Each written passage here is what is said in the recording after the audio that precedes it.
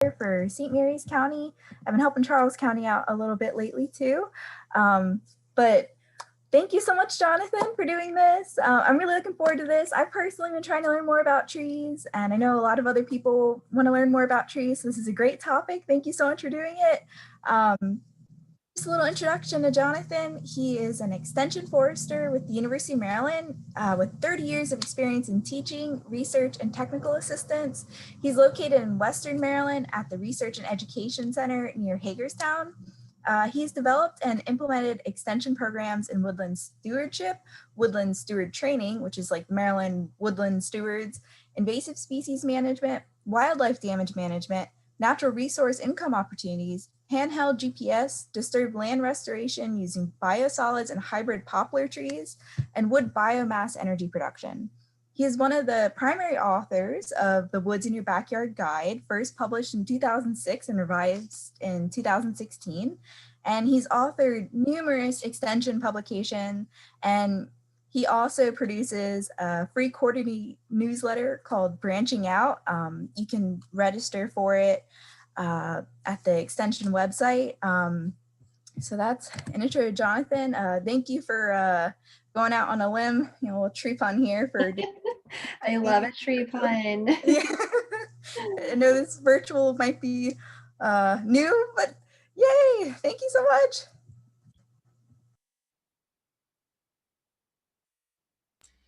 Well, it's great to be here. Thanks for the opportunity. Yeah, so I've done a lot of stuff with Tree ID and taught a number of dendrology classes, and most of the classes have been face-to-face. So, doing something online with winter ID is very challenging. So I've put this together, and I can provide the PowerPoint as well in a PDF format, and I will do so once we're done. Of course, you'll have the recording. So let me share my screen here, and we'll get going. And I'll just ask Stephanie if she can see my slides. Yeah, that looks great. And also as a note, Jonathan did provide some additional resources for everyone before the webinar. They're posted online on our Master Gardener website. So I'm going to go pull that link and put it into the chat box now so that you can all have access to those as well. Okay, great. And like HGAC, we have our own website for our woodland stewardship program, as you see there, extension.umd.edu/woodland. So, let's talk about trees here. What I've done for this presentation, I've taken a lot of sources, some stuff, my own pictures. I've taken some images online as well as stuff from other presentations. I'm trying to document more of it, with proper credits. Haven't really got that all completed, so but citing sources. But I want to thank all the contributors to this, even though many of them probably don't know it at this point yet, which may be a reason actually maybe I should hold off on sharing this until I do that. But let's talk about ID characteristics. I've taught so many woodland classes, and one of the biggest challenges to people is identifying trees. How can you manage something that you can't identify? Very tough. So unlike, a lot of the classes that I have done, when typically we're going out in summertime or springtime when there's leaves on the trees, we're going to be talking more about dominant winter characteristics of buds and bark and things like that.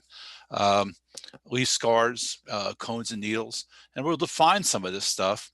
But I'm going to try and give you some ideas of some sources that are out there and things that you can use. Talk about some specific groups of species that I think can be somewhat problematic, and just try to get you going. But at the end of the day, it's going to take some work on your part here to actually exercise some of this. Now, there are some great tree ID resources. We had a the leaf key you see in the middle there was actually developed 4-8 years ago, and it's posted on our website. But we've been using the Common Native Trees of Virginia because it's just a great book. No sense reinventing the wheel. And of course, there's the gold standard for Peterson. But again, a lot of these are based on the facts that you have leaves. Now, do understand, just because it's winter doesn't mean you don't have leaves. They're just on the ground. So we have to look at some other resources. This book on bark here, you see here, is actually given to me by a colleague, Agnes Kometics, And I took some information, some material out of this for this presentation. As an old school winter tree ID guide, that's my old original Woody Plants in Winter by Corin Ammons, which is a great resource. But for this type of presentation, it has a great key to it, but it requires a lot of knowing nomenclature, and it gets quite tedious. It'd be very difficult to do in a forum like this. But this is actually a great book if you want to really get down to the nitty-gritty. It's a quite extensive key. I also posted these resources here, which I'll be using some of this out of this LEAF Winter Tree ID key from the University of Wisconsin, some from the WVU Extension Service, and of course I think there was this little thing put together by UME Master Gardeners as well. So finding good keys for winter tree ID is just very tough. It's not as straightforward as leaves, okay? Let's say that. So, but I put this up here because, I've worked with a lot of ecologists and others over the years, and this whole idea of Gestalt, I know this sounds a little weird, but this is kind of a theory evolved in the 20s, the way people perceive the world around them. And this is, to me, has always been really true with trees, and when you get in the forest. There's a certain Gestalt or a certain mindset of when you get into a certain area, oh, this is a wetland area. And when you start thinking about tree ID, you start thinking about, oh, there's certain groups of trees or types of trees that I'm going to see in a wetland area. So it sounds a little weird, but it helps simplify, in your mind to a certain extent about the types of patterns of trees and things that you're going to see in certain areas of the woods. So that's as philosophic as I get today, but it is something to consider as you get out there. And so when I look at certain trees like red oak, I see, oh, that bark pattern looks like ski trails, or I just look at the general area. So let's first look at bark, okay? This bark book has an interesting key. And it divides bark patterns into like 7 different types of bark patterns, okay? First is peeling horizontally in curly strips. And what's one of the first things you think about that? You think about a lot of your birch species, okay? Tend to have those types of characteristics. Lenticels. And lenticels are really these little openings that allow air exchange in the stem of trees. You see them on the twigs as well. Sometimes they're dots, sometimes they're more diamonds like you'll see in aspen and some of your poplars. Sometimes they're more round, sometimes they're more horizontal like you'll see in cherry and some other things. And these are just where air exchange takes place through the tree. And those can be quite diagnostic. And as we walk through all of this, just remember that for certain species, they have certain diagnostic characteristics. It's just going to make them, they're just going to pop, okay? You say, oh, that's a bitternut hickory because that's a hickory and has yellow buds. Bam. You don't have to mess with all the bark and all the other stuff. So just remember that for a lot of these species, that's kind of the best way to approach it. So let's move on to number 3, smooth, unbroken bark. And everybody thinks about beech, obviously, but a lot of young trees as well have very smooth, unbroken bark as well in some cases. Number 4, vertical cracks or seams in otherwise smooth bark. So a lot of young hickories and stuff, a lot of your young oaks are kind of like this. The bark is starting to develop and break apart, but when it's very young, it's very smooth. Number 5, broken into vertical strips. Length is at least 3 times the width. A lot of your maples and things like this, red and silver, your sugar maples, a lot of have these characteristics. And then you get into broken into scales or plates. Scales and plates. Black cherry is a very common one here. It has those big types of platy bark, but plates as well, especially exfoliating ones. You get like a sycamore or London plane.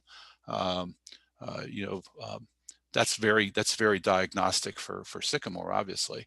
And then there's a large number of species where you have these intersecting ridges in furrows, in different located in different ways. So let's look at a couple of examples of each of these, and just to kind of give you a clue to what I'm talking about. So number one, curling horizontally on the left here. And again, river birch is a classic one like this, but a lot of your paper birch and things like this, even some of your gray birch might be characterized as that as well. Very diagnostic for this species for sure. And of course, river birch is going to be growing in a wetland area typically. Now I realize a lot of you may be identifying trees in a landscape which they're planted, so that takes the site characteristics out of it a lot of times. So let's look at quaking aspen. The example of lenticels are very visible. A lot of times they're more like a diamond. Another one would be like I said, black cherry, and some of your birches, like black birch. You have these long horizontal lenticels that you'll see, okay? Again, very characteristic. Number three, smooth unbroken bark. Well, everybody thinks about American beech. And of course, I don't show any pictures with initials in them, but everybody knows it's an initial tree. Don't encourage that at all. And then the other one here is vertical cracks or seams and smooth bark, okay? And a lot of your young hickories are like this. This is a young pignut hickory, and it just started to develop cracks there or seams, but it's very smooth. And some of your young oaks are like this as well, okay? So, and we'll talk about this in a few minutes, how bark changes as as these trees mature. Number 5 and 6, broken vertical strips, lengths 3 times the width. And again, a lot of your maples are like this. They're very very long plates or vertical strips, compared to something where you have scales or plates, like that's a mature black cherry on the right. Okay, so there's representative species in each of these groups, and number 5 would be.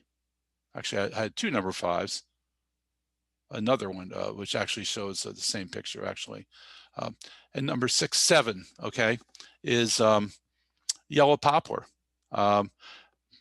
Very representative, has kind of white, color inside the furrows, intertwining ridges and furrows.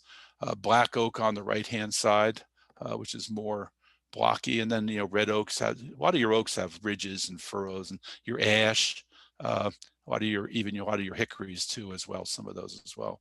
So the only reason I mention these things is it helps you to come up with the words on how to describe bark, okay? And after a while, you start to see some of these trees, start to say, oh, that's a poplar tree. And you combine that with other characteristics and how it grows and where it's located. And then you may see some leaves on the ground, or you see the buds and things like that. So, but like I said, the bark changes on trees. So like you see on the left here are these 2 red pictures of a red maple, okay? Shows that transition in bark between a young red maple on the left-hand side, which has very smooth bark with vertical cracks. So that may be categorized, I think it was in that maybe number 3 group, to old vertical cracks that form multiple layers, which would be more like a number 5. So the utility of these classes, it has value in terms of helping describe what you're seeing, but realize that as time goes on, of course, they're going to change, because typically as the trees grow, the bark starts to grow in on itself, and it starts to develop a rougher type pattern, a more developed pattern. This is another example of young to old bark for red oak. On the left-hand side, the very far left one is a young red oak. It's almost, you got some lenticels you see there, and then the ridges start to develop, okay, and on the older trees. And one thing I'll mention later is one thing characteristic of red oak is as you look up, you'll see it has these flattened ridges on it, which kind of look like ski trails. And I have a picture of that later. And you contrast that with silver maple on the right, again, which is what's smoother, starting to break into plates, in long strips, and that's the more mature species on the right. So that young to old transition. You know, I always say that trees are kind of like people. You know, we start all, you know, nice and smooth like a baby's bottom, and we end up a little less smooth as we get older.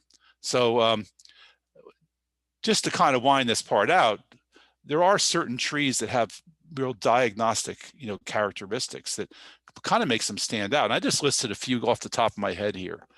Black oak has this dark, blocky bark, but one real characteristic of black oak is if you dig in with a little knife into the inner bark, it's orange, okay? And it's very diagnostic. And you can tell that from a red oak, which sometimes they look a lot alike, which has a white inner bark, okay? Northern red oak, like I said, has flat top bark ridges. They kind of look like ski trails as they go up the tree. American, oh, I see Terry has raised her hand. So I don't know if Stephanie wants to. I can go ahead and give her permission so she can talk. Sure. All right, Terry, I went ahead and allowed you to unmute yourself. So if you'd like, you can unmute your mic and go ahead and ask your question. Oh, okay. You were unmuted. Okay, there you go. Go ahead. That was actually accidental. Gotcha. No However, problem. when you're talking about sugar maples, I notice a lot of sugar maples get this black, I don't know if that's a fungus or what it is on the bark. And I was just curious what that is, and is it detrimental to the tree? Thank you.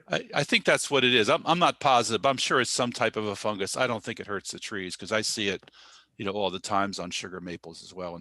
And the plates on sugar maple, the bark on sugar maple, it just has these much bigger, wider plates as it gets older compared to red maple and silver maple, which tend to be, you know, more not as big and broad. So, okay. We have a couple others with their hands raised. So while we're at it, we can just Okay. go for them. Marianne Brodnicki, I'm going to go ahead and give you permission for talking. So you can unmute yourself if you'd like. Oh, I'm sorry, Stephanie. I did that by mistake. Okay, got it. All right. Apologize. No Okay, so worries. given that, maybe we'll just move along and do the questions Let's at the do end. that. Okay.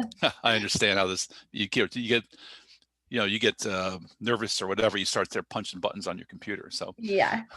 anyway, American hornbeam, it's a tree. I don't have pictures of these right here, but you know, it looks like a mussel. And American hornbeam tends to grow in more moist environments. We call it musselwood is its common name. American beech, smooth gray bark, as we talked about. Chestnut oak is the thickest bark on the oaks, and you're going to find this on more, you know, drier sites up on locations. But it has this really deep chestnut color in a lot of the grooves, especially if it's been growing fast. American sycamore, you know, that most people know what a sycamore is, but there's also a London plane, which is also planted. And a London plane is planted in a lot of cities, but the difference is especially in the bark, is that the exfoliated regions have more of a brown color compared to American sycamore, which is white.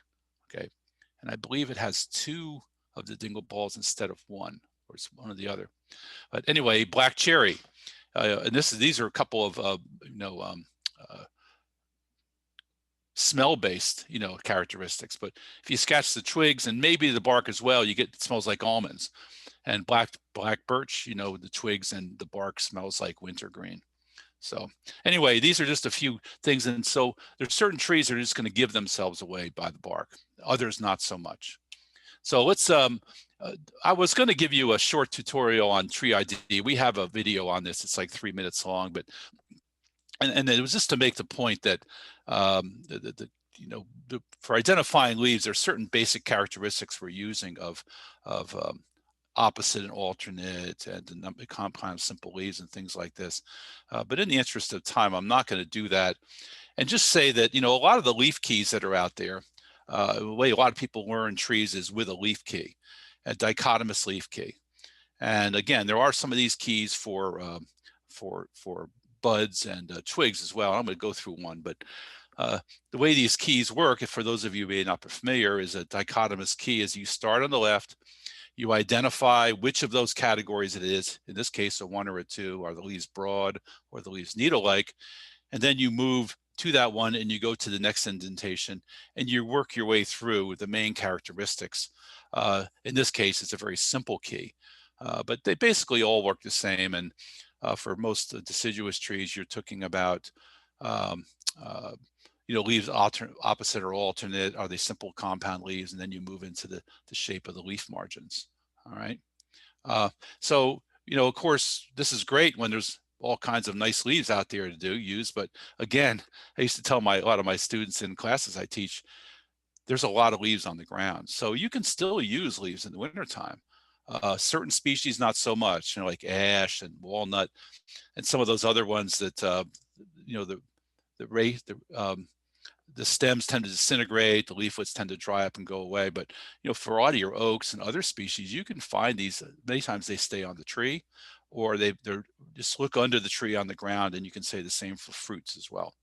So just because it's winter doesn't mean there's not leaves and fruits. Look on the ground, there you go. And again, I talked about some basic branching and leaf characteristics, which, we can't really use in the wintertime for many of these species. But again, if you can find the leaves, you can, and leaf shapes, okay. But we're really kind of have to look more at twig anatomy, okay? And this is where it gets a little, you're gonna have to learn some terminology, and most of you probably know this maybe, but you have that terminal bud. That's the bud at the very end, okay? And you have lateral buds, which are off to the side. Can you see my mouse here, my pointer? Yes, we can. Okay, good. So you have, the leaf, and then you have bud scales. Sometimes in the case of this hickory, they're very, almost kind of loose and separate, but in many cases, they're kind of just very tight over the bud. And that just depends. And of course, then you have your lateral buds, okay? And then what you see here is your leaf scar, okay? And that's where the leaf that just fell off from the previous year, okay? And inside that leaf scar are bundle scars. And you can think of that as like, the leaf could be kind of like, think about, take your arm, be a little morbid, but cut your arm off. And those bundle scars would be the arteries, and especially the big arteries and maybe some of the veins that were going through the arm, and you see this, and that's basically what those bundle scars are, as they're referred to. And they are characteristic in many cases. Sometimes they're, they're very numerous. Sometimes they have a certain shape.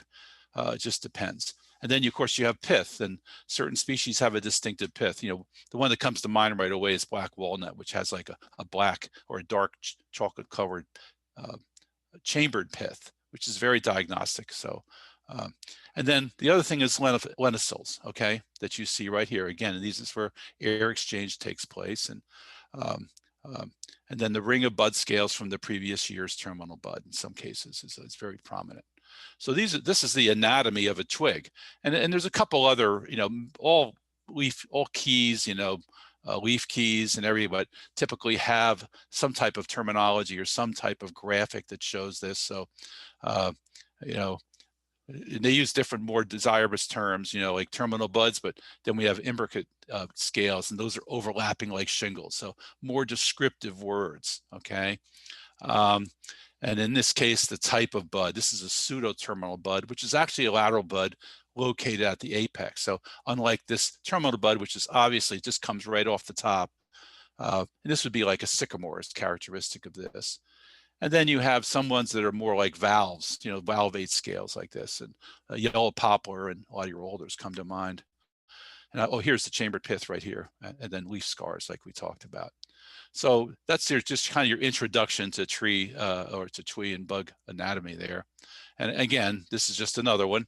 And this is from the Wisconsin publication. So in the interest, I'm not going to repeat myself, but they're all trying to make you clarify so that when you look at, these are the things you need to look at when you're looking at a twig. Look at the type of bud, look at the lenticels, the leaf scar and vascular bundles. And in many cases, it's advantageous as well to have a little magnifier in many cases, because I will tell you, I'm getting the age now where I just can't see things that great. So having a little magnifying lens is a great benefit. So leaf and twig ID. This is a twig, a winter tree ID from the University of Wisconsin leaf winter tree ID. And what I was going to do was just kind of go through this key. It's pretty simple, but again, you might want to try this key. It wasn't too bad, but I don't know. It has its limitations. But let's walk through it. So we had this is my oops. Okay, this is my twig. Okay, so I'm going to use. I wanted to point out, in case anyone missed it, these resources are available, and Jane has just reposted the link in the chat box. So if you guys wanted to download these or follow along with them on your own computer, they're available for you. Yeah, that's a good idea. So you would have to, print it out probably, unless you have two screens. But let's just look at this one. Okay, so we have this twig, all right? And one thing you can't really tell is that it's, I picked a poor picture. This is actually opposite. In other words, this has, the leaf scars are opposite. There's one on the other side that exactly looks like this one. So I apologize for that. So this one says to start here. Leaf scars are opposite, go to 2. Now this particular leaf key has 4 pages and it kind of pops around a little bit, but let's just assume this says it's alternate. And I use this because I had a close-up picture of the leaf scar. And I have to go to number 3. Oops, there it is. Okay, this is the second sheet. I don't see a number 3. Okay, so I have to go to the next one. Ah, there's number 3. Okay, and it asks you number 3, does it have spines? Or is it a twig without spines? Then it says to go to number 4. Or the leaf scars are densely clustered around very short peg-like spurs. No, they're not. And the reason I tell you that, look at the leaf scars. They're wide, they're kind of like a smile, and it has all these little individual bundle scars in there, a bunch of little tiny ones. It's a little hard to see. And so the leaf scars are scattered. It has a terminal. I'm sorry, 3. I just figured out. Leaf scars are scattered along more or less the elongated twigs. Okay, that's what they are. They're associated along the twig. So that says go to 5. It says, is there a terminal bud present? I'm going to. I apologize. I got myself messed up. This was opposite leaf scars. So I'm supposed to go to number 2. Okay, I apologize. I got myself mixed up. Vascular leaf scars are very numerous, which they are, and joined in a line. The buds are broadly rounded and the twigs are fairly stout. Terminal bud cone-shaped, terminal bud slightly cone-shaped, terminal bud is rounded. These are all basically different ash species. This particular one's a white ash, and I will tell you it is very difficult to tell the difference between a green ash from a white ash. That's typically the 2 species we have is white and green ash. So I just use this to show you how simply to use this key, okay? And I have one more. This is an example of an alternate branching, okay, where the leaf scars are alternate. You see I have a terminal bud here, then you have one scar here, one bud here, and then one further down. That tells me to go to 3. And then these are the choices. The twigs are zigzag, red-armed, and armed with spines. No, they're not. So the twigs are without spines. So I go to 4. All right. And then we have 2 choices. The leaf scars are densely clustered on short pegs. No, they're not. And the leaf scars are scattered along more or less elongated twigs. And that's, again, what it is. So it says to go to 5. Are terminal buds present? Yes, they are. These are all terminal buds up at the end here, okay? All right, so I pop along back to my thing here. So it says go to 6. And it says buds are crowded near the tip of the twig. Yes, they are. And then it gives me a number of choices of different oaks. And I'm not going to go through all the things because it's that picture is all a little bit blurry. This is actually a white oak. It's going to be hard for us to figure that out exactly from that picture. But the only reason I run through this is to to show you how this key worked. Now, if the buds were not crowded near the tip, I'd go to the next page, I believe. And I'd be down here on the lower left part. It says buds not crowded near the twig. And then I would go on to 7. Are the leaf scars heart-shaped? And so on and so forth. And that would take me into another part of the key. So again, this is from Minnesota or Wisconsin. You know, we have most of those species here. So I only put this up there is that because I looked through a number of keys, and the one from Core and Ammons is very difficult to use, but you know, this is somewhat easy. There might be some others out there. So you might want to use this as a starting point to help give you some ideas on how to go. All right. So it's that whole dichotomous key. If it's not this, it gives you a couple of choices. You pick one or the other, and you move on to the next one. And once you learn some of this terminology, I think you'll be okay. So with that said, branching pattern is the first character to check whether you're looking at leaves or at just twigs in the wintertime. And there's very few species that actually trees that have opposite branching. And I used to use this thing called madcap horse: maples, ashes, dogwoods, viburnums, and horse chestnut. And I used cap because the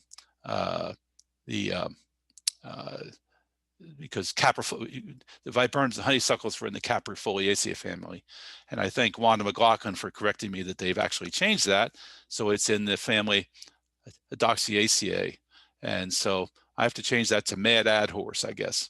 But the point is, if you see a tree there with opposite branching, and it's a tree or a large shrub like a dogwood, you know, that's going to be a maple or an ash, okay, or a dogwood typically. Now you have some things like black haw viburnum, which might be which is a large shrub. We don't have horse chestnut around here. That's more in the Ohio Valley. So that really limits your choices. All of a sudden, you've narrowed down the choices to a maple or an ash. Of course, if the tree's dead, it's more than likely an ash because of, you know, emerald ash borer. But and of course, dogwood is an understory. It's not a large tree. It just gets to be a large shrub. So with that in mind, let's take a look at a couple of trees that have opposite branching, the maples and the ashes. And just a couple of comparison of bark patterns, all right? So sugar maple on the left tends to have these bigger, broader plates, like I think I said earlier, compared to silver maple and red maple, which has a little different look to it, okay? The Gethstalt, as you might say, okay? Again, realizing this changes with age and things like that. But some of the differences between the maples are really prominent in the buds. And one of the keys is the color of the buds and the color of the stem. So sugar maple has brown pointy buds and a brown stem, okay? And that separates it from all the other maples you see out there. So if you have that big platy bark and you're looking at the buds, has these brown pointy buds, just like you see on the left here, that is very characteristic. And you contrast that with red maple, which tends to have more of a reddish twig, these types of red buds with those imbricate, bud scales. Silver maple looks somewhat similar, can look somewhat similar to red maple. So that can be a little bit confusing. But the sugar maple pretty much stands out by itself, all right? If we look at two other maples, which are very common, Norway maple. Now, Norway maple, is not a forest tree. It's escaped, into the wild in some places, but typically you're going to find it more like in urban woodlots or along roadsides where it's escaped from, neighboring plant because it's planted, right? But it does reproduce in the wild. So it's that's the case. You see the bark on the left. So the bark is very different from other maples, but the real distinguishing characteristic for Norway maple is the buds. It has these large purplish buds, but the real distinguishing characteristic is if you cut the twig with a knife or a pair of cutters, it has this white milky sap that comes out. So that's a distinguishing characteristic. And of course, if it's in the landscape, if there's nothing growing under it, it's probably Norway maple because it has a very dense shade. And not to get into the leaves, but the leaves look kind of like sugar maple leaves, but we're not talking about leaves here. And then box elder is also in the maple family. People know it as the poison ivy tree, kind of has leaves of 3, but it has opposite branching. You know, the twigs or the buds are opposite of each other, but its real characteristic is it has a green stem. That's a dead giveaway. Okay, and where are you going to find it? You're going to find it typically in wet areas, wetland areas, lowland areas. You're not going to find a box elder typically on the top of a mountain somewhere. Okay, so those are just a couple of maples. A couple of the ash species, like I talked about, these are close up of the leaf scar. And then you can see all these very numerous bundle scars in here, like right here. There's just all these little points. Those are all like veins or bundles, you know, of veins, such as they are arteries, however you want to look at it. And it's very, you know, very, very prominent in that very prominent bud. The differences between them are hard to tell. A lot of times people say the white ash has more of a, you know, more of a smile in its in the bud, in the leaf scar compared to green ash. But I will tell you, in the wild, they're very difficult to tell apart. But I will say that green ash is more prominent in wet areas, very wet areas and swampy areas. White ash is more of an upland species. So if you're in a more upland area, you're probably looking at white ash. And you can look a little more detailed into the differences, but they're a little hard to tell apart. And then, of course, the bark here. I don't know if I go too much by the bark, but white ash has this, you know, like interlacing, you know, high ridges like this. I've seen green ash kind of look very similar. So I'm not sure that bark is a great distinguishing characteristic, except to tell that it's an ash. It kind of looks a little bit like yellow poplar in some cases, that same type of interlaced, raised, you know, furrow bark pattern you see here. Let's look at some trees with alternate buds, leaves. And this is everything else. So your oaks, beech, hickory, aspen, elm, hackberry, you know, you name it. And let's just look at some examples here, kind of point them out to you. I talked about black walnut, and that's what that chambered pith looks like. And the way to describe the bud and leaf scar are described in black walnut is called a monkey face. So you have to kind of imagine that looks like a monkey. You have these three large bundle scars. And of course, the fruit is very prominent. Looking for leaves, so this in the winter can be hard because they tend to disintegrate. But it's very characteristic. And a lot of tree ID classes, a lot of people have a hard time telling black walnut from tree of heaven. Okay, there is a difference in the leaves. The tree of heaven has little wings on the bottom of the leaflets. Okay, the walnut does not. But just look at a winter characteristic. This is the monkey face of black walnut. And of course, if you cut the twig, it would be a chambered pith. And you contrast that with tree of heaven, where the bud is barely, you don't even hardly see the bud. It has it has this different shaped leaf scar as well with all these bundles, but the buds themselves are very almost hidden. And of course, the other thing is that it stinks, right? If you cut the tree of heaven twig, it has that stinky smell to it. But these are two twig differences that would help you distinguish between the two. And of course, the tree of heaven has a much smoother bark as well.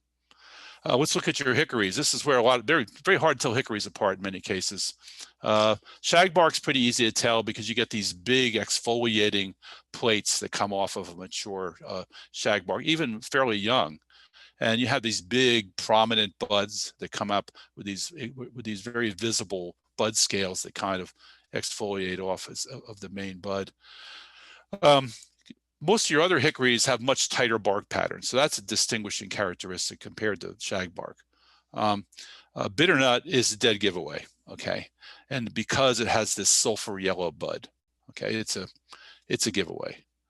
So that's a distinguishing characteristic there. If you see a hickory tree, you see hickory nuts, and you see this type of bud, this long, almost like valvate type, a couple of bud scales, you know, overlapping each other. That's that.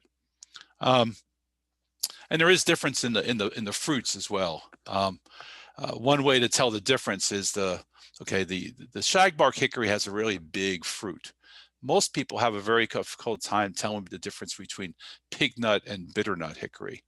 And the way to tell is because the bark tends to look somewhat similar It's kind of a tight interlacing bark. But the pignut hickory, it's fairly distinguishing with the fruit because it's a much smaller fruit, has a very thin husk to it, and has a pear shape to it.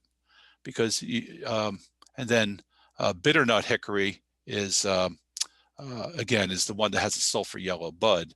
It has a little bigger fruit, but the one thing you see in the wild is the difference, telling mockernut and pignut, because those are the two where the bark looks very similar. Okay, and one way to tell again is this, the type of fruit. The pignut has that pear shape to it. The mockernut is not so much, very more conventional looking nut.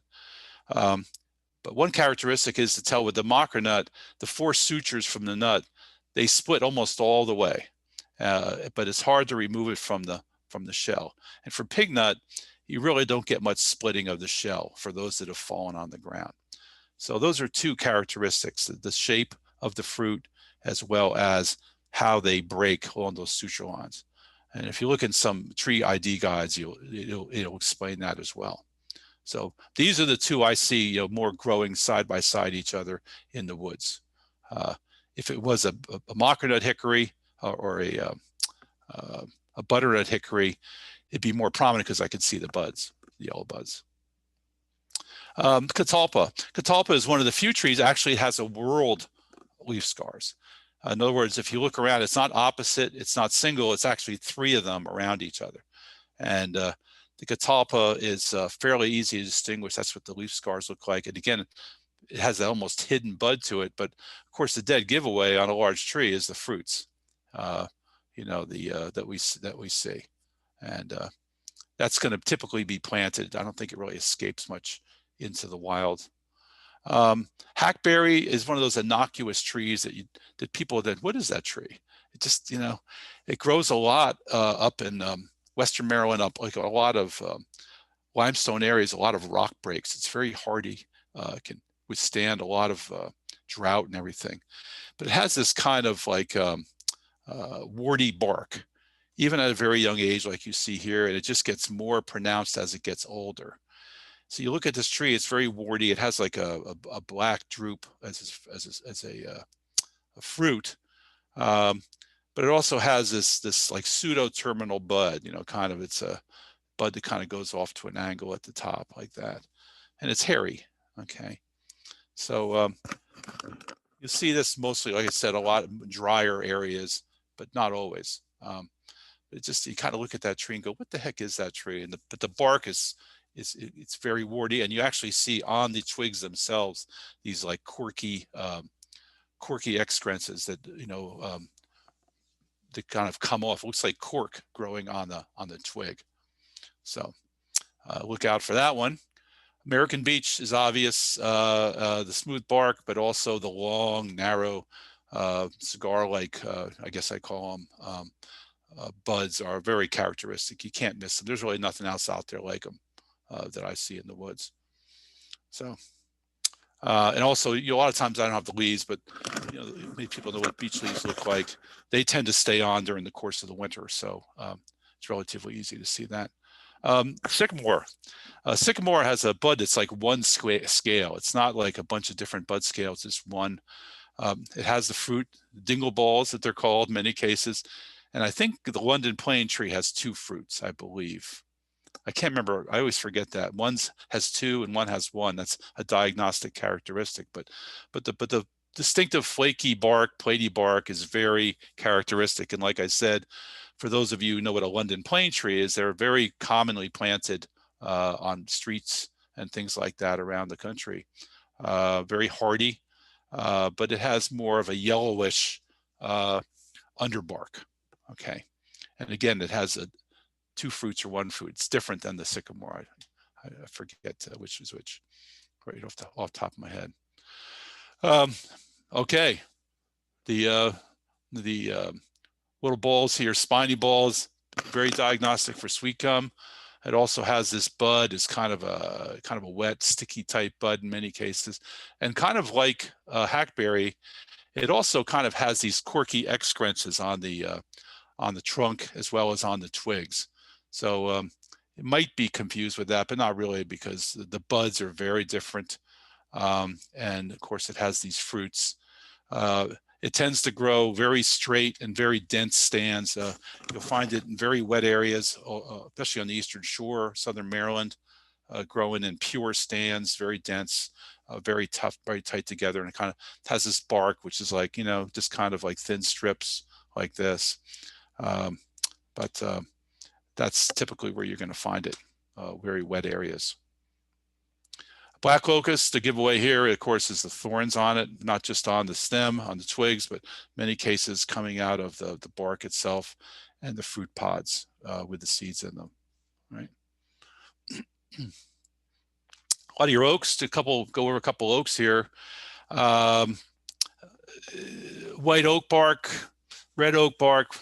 You know, one thing about white oak bark, and I'm not sure I have a great picture of it here, but it tends to have this more like long, thin strips like on the bottom part. Once you get part way up, especially when it gets older, it gets these more like plates that kind of peel off. If you look up a white oak, you kind of see that. It kind of changes the bark pattern as it goes up higher. And then, of course, we have the red oak, which looks, you know, very different than that. And of course, the acorns are very diagnostic for a lot of these species. But let's look at a couple bark patterns. So this is red oak. This is what I'm talking about, ski patterns. When you look up the tree, you see these flattened ridges. It's very characteristic. So it looks like these like ski slopes, if you can imagine that. All right. And black oak, like I said, very dark and blocky, no real pattern to it. And then it has that orange inner bark. And then the chestnut oak, which I said is very thick, very blocky. And if you look, you can't see it too well, but it tends to have this chestnut color deep in those fissures. And the more prominent that chestnut color is usually indicative of a faster growing, a better, you know, more vigorously growing tree. And of course, chestnut oak, you're going to find more on drier sites, upland sites, many cases with black oak as well.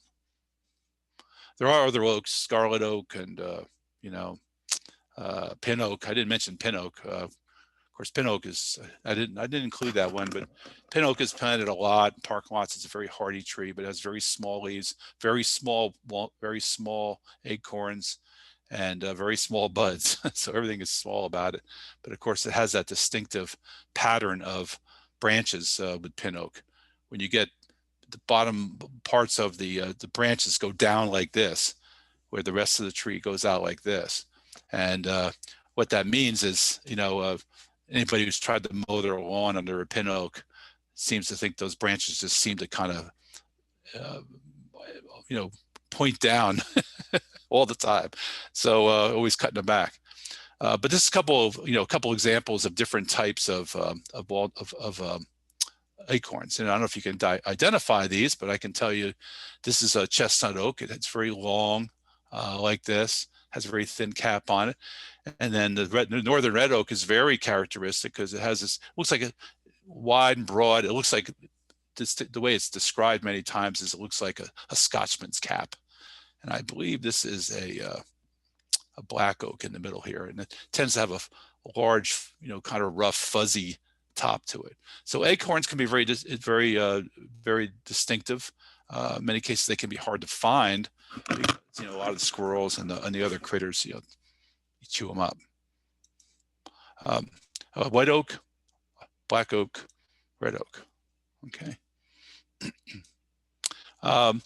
This is a scarlet oak. And this is an interesting acorn because it has these this is distinctive characteristic. It has these concentric circles on the bottom of the acorn. That's scarlet oak. And then we have pin oak, which again does not have that, very small fruits. Black cherry, young bark with a big prominent lenticels, breaks up and more mature.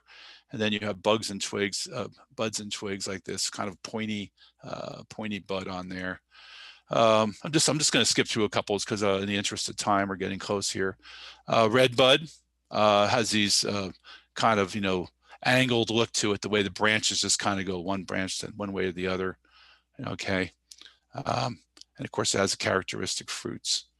And it's more of a large shrub. Of course, it's not a tree.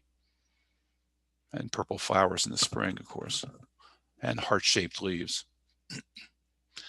Just a couple things about conifers. Are leaves needle or scale-like? Are the needles in a bundle? Do they grow singly? How many needles in a bundle? And do leaves fall off in the autumn?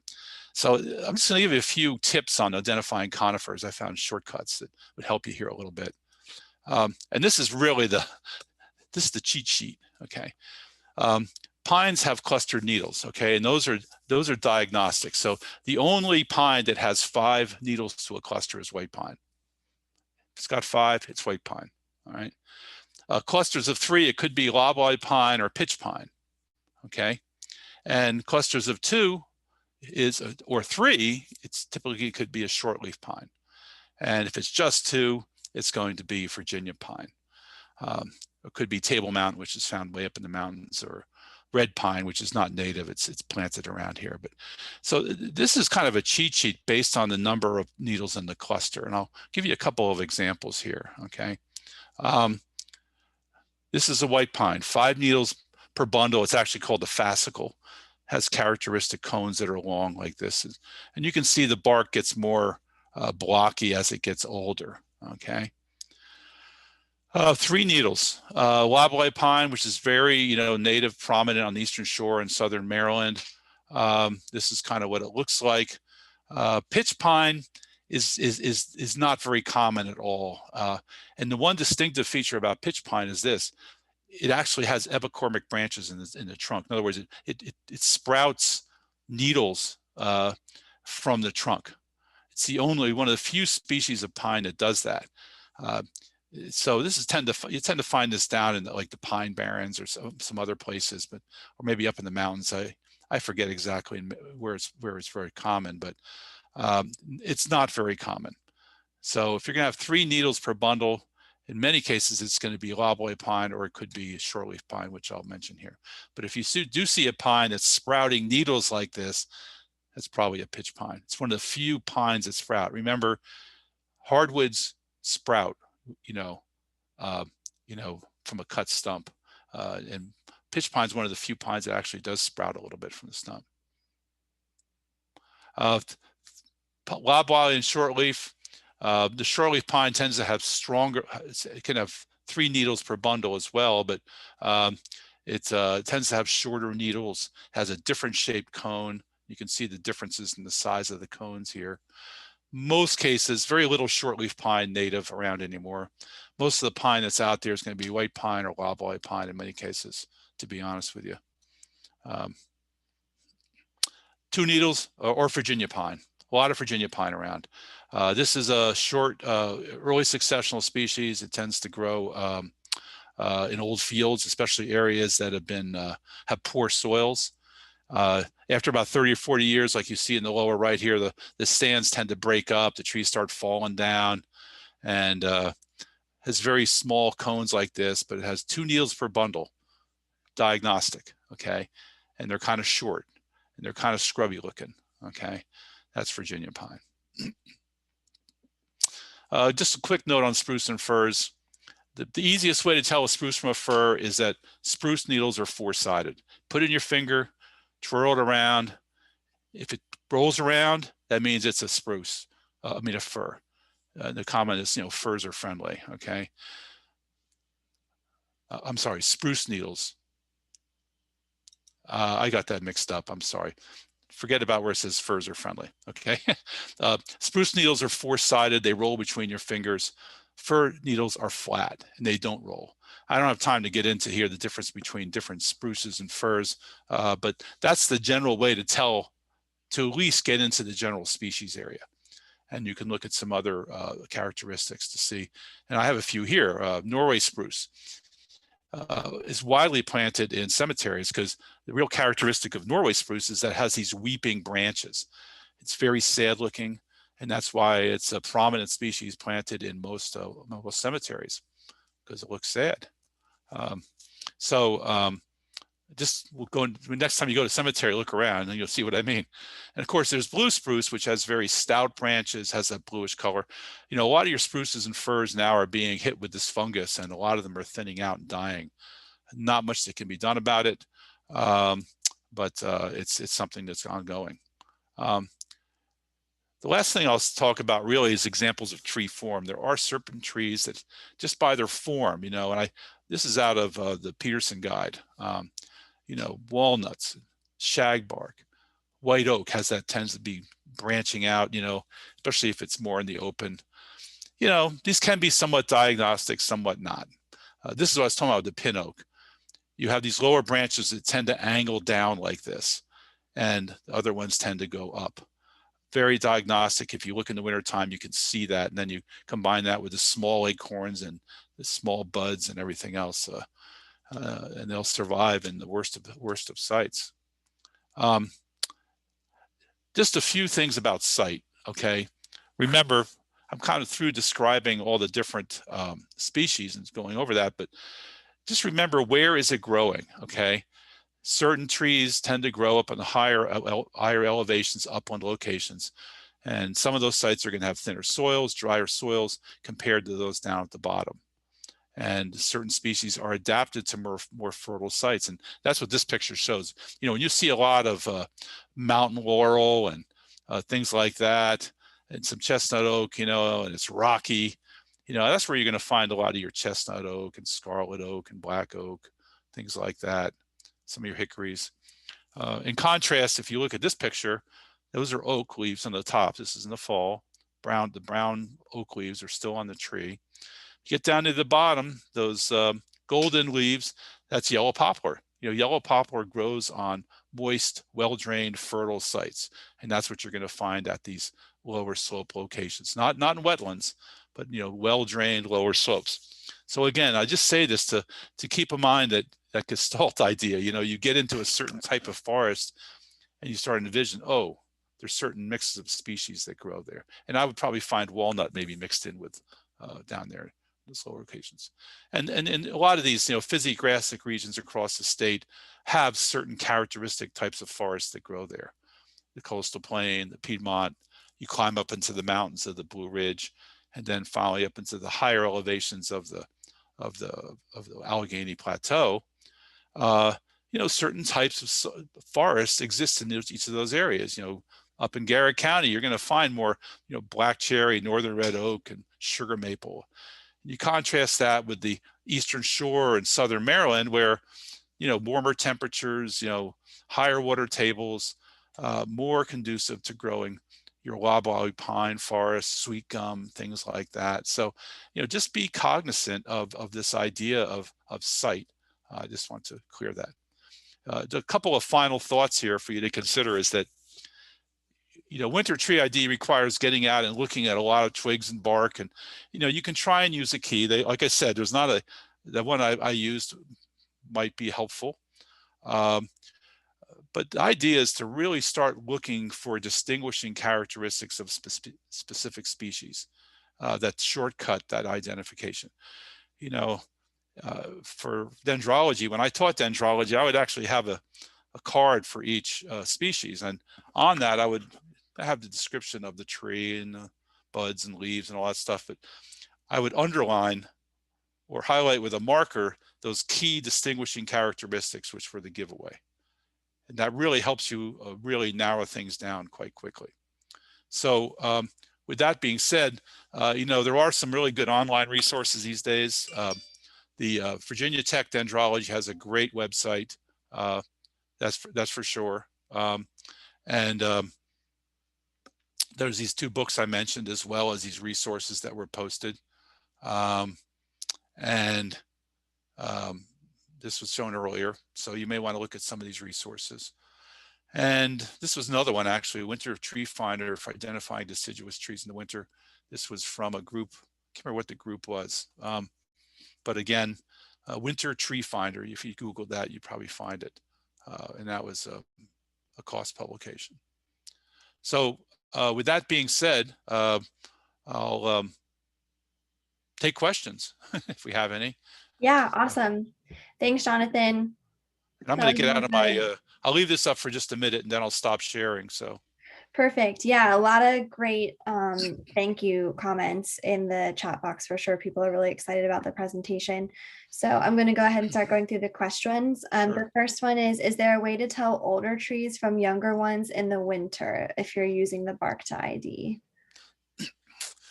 Well, I think I showed pictures that basically made the point that,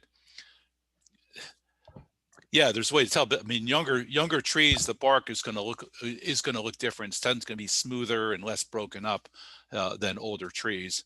I think that's just a generalization. With that in mind, I mean, you have to look at the other characteristics. So I'm not sure exactly maybe how to answer that question. Yeah. Yeah. And then similarly, we had someone ask, in the bark book, how do you know what age in years is considered young, mature, and old? Yeah. Well, size would be an indication. I think certainly your younger trees are going to be much smaller and smaller in diameter. I always say that age is not directly correlated with size, because if it's a tree that's growing out in the open, but in general, yeah, I mean, certainly I'm talking about a small tree, you know, like this it's going to tend to be young. It's going to have those younger growth characteristics. And then of course, as it gets more mature and old, it's going to break up. Makes sense. Do sugar maples grow in southern Maryland? I thought they needed to have a colder climate. Yeah, that's a good point. So again, sugar maple is one of those species which you can pick some of it up in northern, like Baltimore County, and go west into Frederick County. Of course, when you get up into western Maryland, there's a lot of sugar maple, but it tends to like cooler climates. That's for sure. It's not something you find. It's not really something you find on the coastal plain, and as much, and then on the eastern shore for sure. It's yeah. Okay. In general, I mean, of course, it's planted. You know, it can be planted, and that's a different story. Right. And that's a point to make here, is that, you know, I talk about what grows native in the forest, but, you know, of course, a lot of these things are planted. And many times when you do plant trees out in like a landscape and they're more open,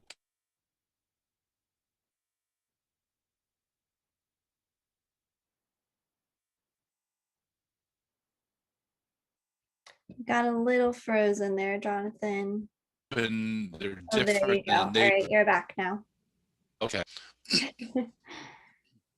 You might have to turn your. It says my connection's unstable. Yeah, you could turn your video off, and that might Okay. help. Okay, so a question for you specifically: do you have 2 or 3 favorite trees to forage fruit from? Black walnut is so hard to get into. 2 or 3. Can you hear me fine now? Yeah, I can hear you. Okay. Yeah, so when I'm out foraging for nuts and berries for my dinner, I have my favorite things that I look for, but no, to be honest, I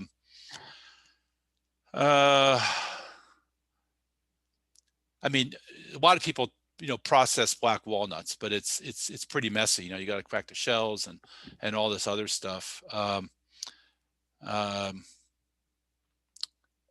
I do know, actually, we made, my wife made red bud jam out of the blossoms last spring. I thought that was good. I'm not sure, you know, of course, acorns, you know, are not really palatable unless they're boiled and really, you know, processed heavily. Yeah, hickory nuts. I mean, I guess you can use hickory nuts, but I tend not to collect stuff like that way and eat it myself. Gotcha. Okay. Okay, so we have someone who thought they had a wild black cherry, but the bark doesn't look like what you showed. The diameter is about 10 inches, over 50 feet tall. There's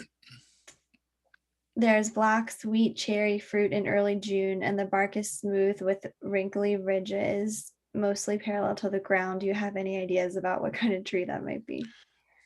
Wow, that's a tough one. Yeah.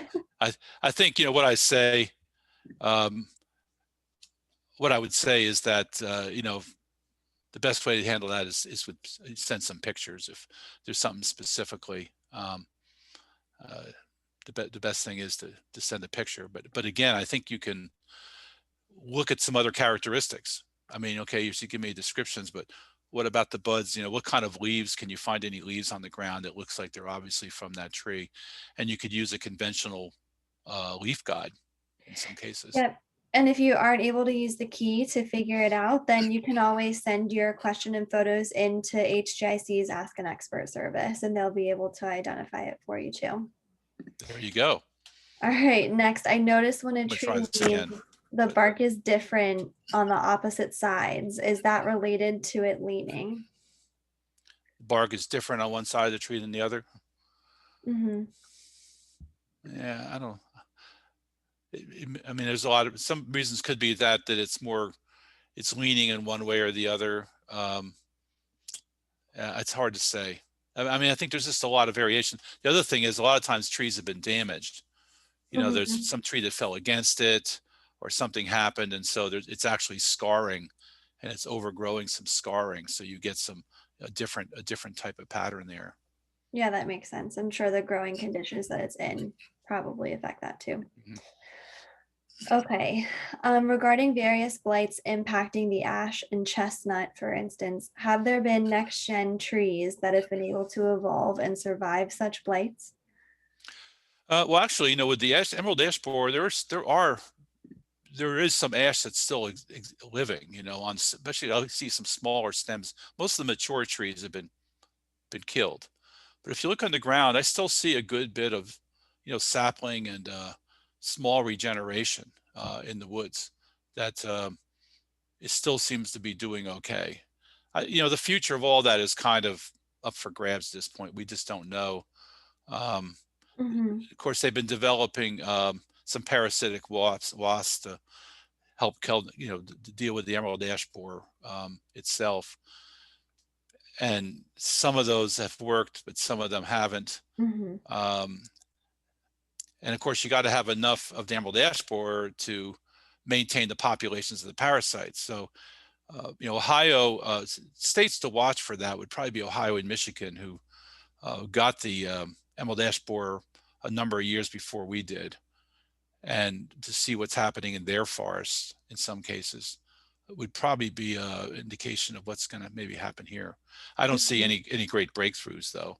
And in terms of American chestnut, you know, the American Chestnut Foundation, you know, there's a lot of plantations around. They're doing a lot of crosses with Chinese chestnut and back crosses. They still don't have anything that doesn't get the blight per se, or anything that could be considered to be to survive. Yeah. I always say the American Chestnut Foundation folks, because I've worked with them before, are the most optimistic bunch of people I've ever met in my life.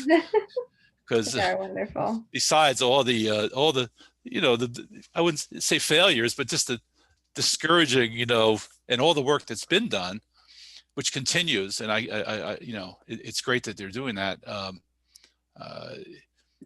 You know, it could be very frustrating, I'm sure, but there's a lot of interest, of course. Yes, absolutely. The next one is, why do the leaves stay so long on the American beech tree? There's a certain trees, you know, the abscission layer, they just tend to hold on longer. You know, a lot of your oaks are the same way. White oak, especially, is very, a lot of your white oaks are like that, and some of the red oaks as well. Why? It's just the physiology of the tree. Interesting. I don't know why. There's some things we just don't. Maybe some physiologist who's much more into it knows better than I am. Sure has to do with some type of chemical thing that the abscission layer. But why one tree does it another, I don't know. Yeah. Okay. Next one. Do you find that Sweetgum and oak look alike? They're not sure what kind of oak it is, but they have a 30-acre field and can only distinguish the two by the warts on the Sweetgum and the leaves remaining on the oak. The saplings kind of look the same to them. Well, I disagree. I think the buds would look very different on the oak. The oak buds are very different. The Sweetgum bud is in many cases kind of almost like kind of wet or sticky looking. And Sweetgum tends to be, they just grow straight and tall. Yeah, and of course you could look to see if there are any fruits, you know, on the ground. I don't know if they're large enough to produce fruits or leaves, Mhm, or if there's any leaves that might be left on the tree. mhm. But that would be, they just have a different look with the way the bud, if they looked at a chart with the buds on the twig, I think they could tell the difference. Yeah. Okay, next. Should all ghost fruit be removed during winter dormancy? What does that mean by ghost fruit? Means that fruit that's still on the tree that hasn't fallen off naturally? Oh, yes, I'm not sure, but I think so. No, I wouldn't do that. I mean, you know, first of all, it's probably a source of food for wildlife. You know, once fruit falls on the ground, it's pretty much, you know, decomposes or desiccates or goes away. So, I mean, if it's still on the tree, it's probably going to still have some value for wildlife. I would think more value than being, you know, getting lost in the leaf layer and getting soaked by rain and everything else. Mhm. Excellent. Okay, so that is all the questions that we had in the Q&A and in the chat box. So I think we're all set. And just as a reminder for everybody, we will be posting the recording of this on HGIC's YouTube channel. So it will be available for everybody to watch. And we will send out an email to follow up with all of the resources and the recording and everything. So thank you all Hey, so much for joining. Just one comment. I saw somebody said that they had 4 sugar maples in Charles County. And so I wanted to make a distinction that in talking about sugar maples necessarily growing natively, I don't tend to, I haven't seen a lot in Southern Maryland, but of course it can be planted and grow anywhere pretty much. So Yep. I think I didn't want to mislead people. Excellent. So Jean and Mariah and Jonathan, if you guys want to stay on. And